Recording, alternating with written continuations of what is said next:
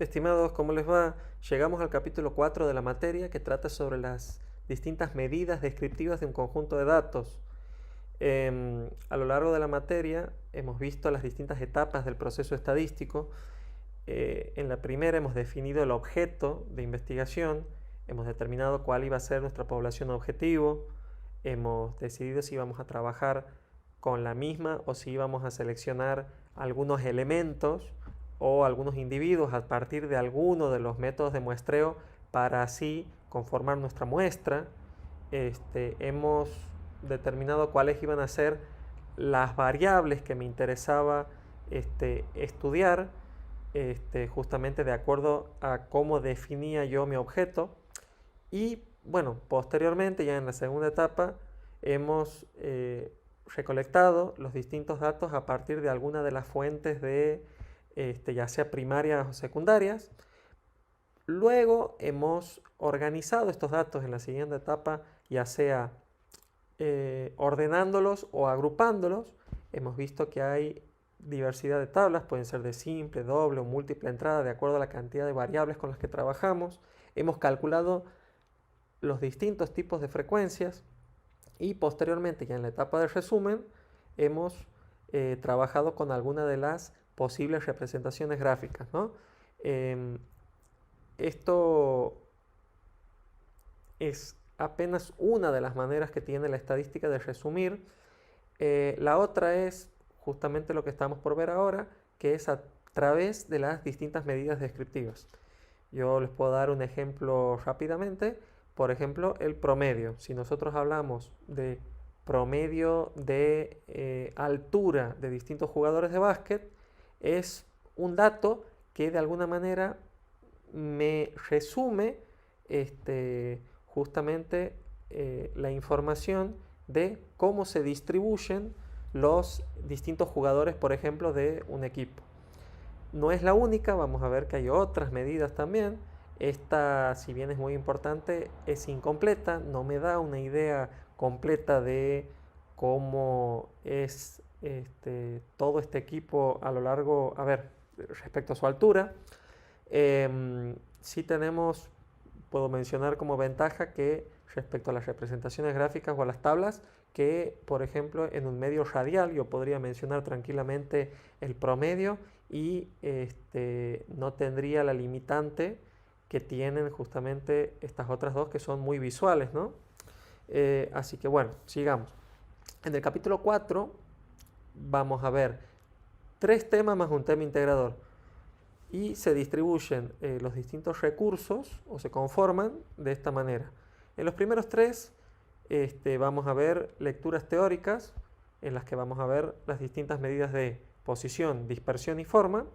Y posteriormente en el tema 4 vamos a ver actividades de ejemplo más otras que nos van a servir para practicar.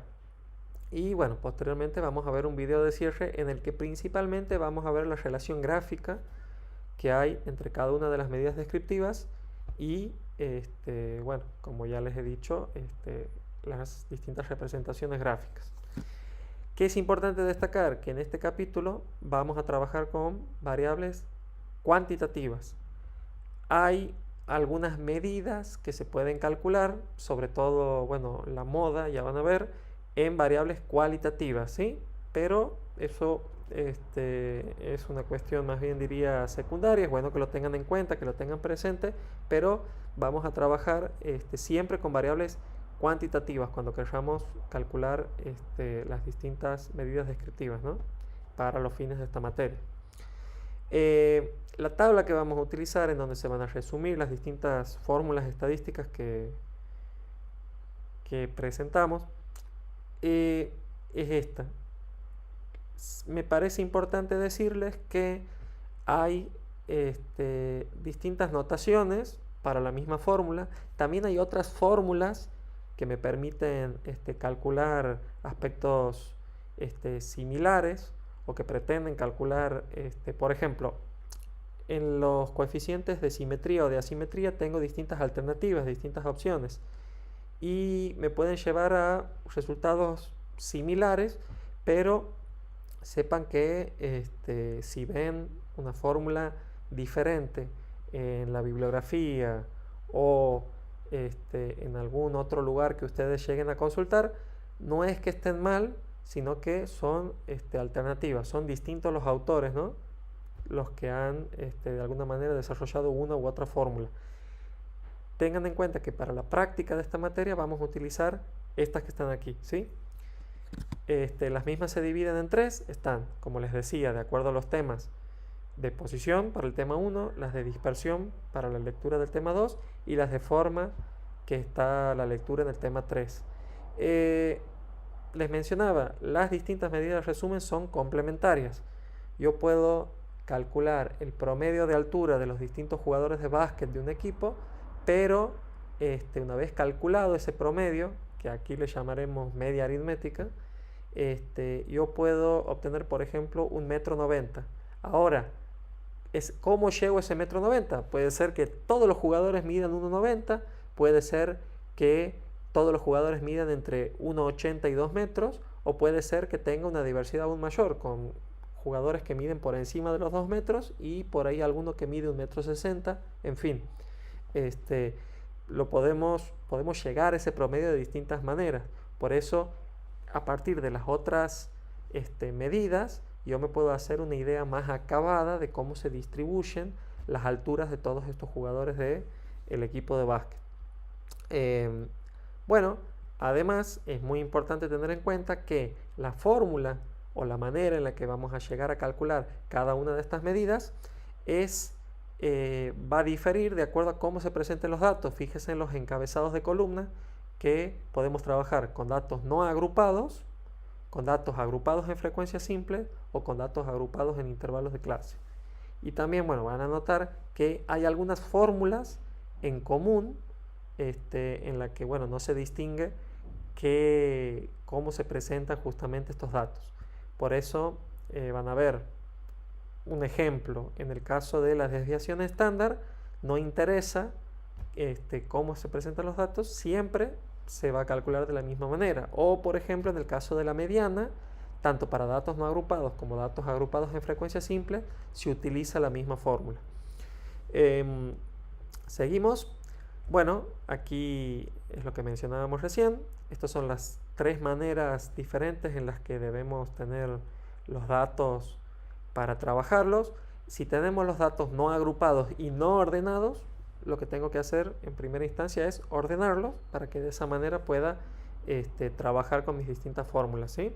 Aquí tenemos las tres alternativas: no agrupados, agrupados en frecuencia simple y agrupados en intervalo de clase, y vamos a ver que de acuerdo a cómo se presenten originalmente todos estos datos, yo puedo pasar de una instancia a la otra, ¿sí? Ya vamos a ver, fíjense que la única que no puedo realizar es de intervalos de clase a frecuencia simple, y ya vamos a ver por qué. Aquí tenemos un ejemplo de datos no agrupados que pasan a estar agrupados en frecuencia simple. ¿Cómo se hace? Bueno, lo primero que tengo que ver es cuántas veces se repite cada uno de estos valores y colocarlo dentro de la tabla. Fíjense que en los x sub i están los distintos valores, y en los f sub i, o sea, en la frecuencia absoluta, qué cantidad de veces se repite cada uno de los mismos. Aquí tenemos el valor 6, que se repite 2 veces, el valor 7, que se repite 4 veces. Hacemos lo mismo con todos los valores y completamos la tabla. Y así comprobamos que este paso se puede realizar. Ahora vamos al paso inverso. Si yo tengo los datos agrupados en frecuencia simple y los quiero pasar a no agrupados, directamente me fijo fila por fila. Por ejemplo, en esta vemos que el valor 6 se repite 2 veces, así que lo coloco 2 veces. Luego el valor 7 se repite 4 veces, también lo repito 4 veces, y así con todos los valores. De esta manera comprobamos que puedo realizar este paso de frecuencia simple a datos no agrupados. Luego, si quiero pasar de frecuencias simples a intervalos de clase, aquí fíjese, pongo las tres instancias, ¿no? No agrupados, frecuencia simple, y posteriormente intervalos de clase. Presentamos el ejemplo de los bebés nacidos, ¿se acuerdan? En el sanatorio de Córdoba. Y lo que tenemos que hacer es justamente ver, aquí tenemos marcado con azul, que esos tres valores caben dentro del intervalo que va entre 3,400 kg y 3,700 kg. Por eso sumamos 2 de 3,400 más 3 de 3,500 más 3 de 3,600, se hacen 8. Luego, en los valores de más abajo, en 3,700, 3,800, 3,900 y 4 kilos, vemos que hay 3. Por eso agrupo de esta manera. Y ahí comprobamos que podemos pasar de frecuencia simple a intervalos de clase. Recuerden que va a ser útil agruparlos en intervalos de clase siempre que tengamos variables de tipo cuantitativa continua o sean cuantitativas discretas, pero que presenten una gran diversidad de valores. Quiero volver un poco en esto. Fíjense que esta primera etapa en la que nosotros pasamos de datos no agrupados a frecuencia simple me deja en evidencia justamente esta gran diversidad de valores. Por eso usualmente no se suele hacer esta etapa, sino que directamente pasamos de no agrupados a agrupados en intervalos de clase. Este paso intermedio prácticamente les diría que es innecesario, pero se los muestro para que se entienda mejor esta idea de que puedo realizar este paso. Ahora, fíjense que presentamos de intervalos de clase a frecuencia simple. ¿Qué pasa cuando quiero pasar de esta frecuencia 3, ¿sí? Contenida en la última clase, a frecuencia simple o a datos no agrupados? La verdad que yo no sé cómo se distribuyen estos tres datos. Pueden estar los 3 en 4 kilos, pueden estar los 3 en 3,700 kg, pueden estar 2 en 3,700 kg y 1 en 4 kilos. En fin, no, de alguna manera, al agruparlos en intervalos de clase, estos datos, vamos a decirlo de esta manera, como que pierden su identidad o su valor original y pasan a formar parte de esta bolsa que llamamos intervalo de clase. Ahora, como no podemos, digamos, una vez agrupados, volverlos a su valor original, en realidad si contaría con los datos originales sí puedo, pero si se me presenta la tabla de esta manera y no cuento con, digamos, los registros originales, directamente yo tengo que trabajar con intervalos de clase y no voy a saber cómo se distribuyen esos datos dentro de cada intervalo. Pero nosotros, para calcular nuestras medidas descriptivas, tomamos ciertos supuestos que, bueno, son aproximaciones y me dan a entender que justamente al agruparlos en intervalo de clase gano en resumen porque la cantidad de clases es menor, pero pierdo un poquito en precisión. Ahora bien, el valor que pasaría a reemplazar en algunos casos a cada una de estas frecuencias representadas dentro del intervalo es la marca de clase. En algunos casos vamos a suponer que la marca de clase se conforma por, en realidad, que el intervalo se conforma por 4 bebés, en este caso nacidos, que han pesado todos 2 kilos y 50 gramos, ¿sí? Eso es lo que tenemos en la primera clase. En la última clase, los 3 bebés han pesado 3 kilos 850. Son supuestos para algunas medidas descriptivas.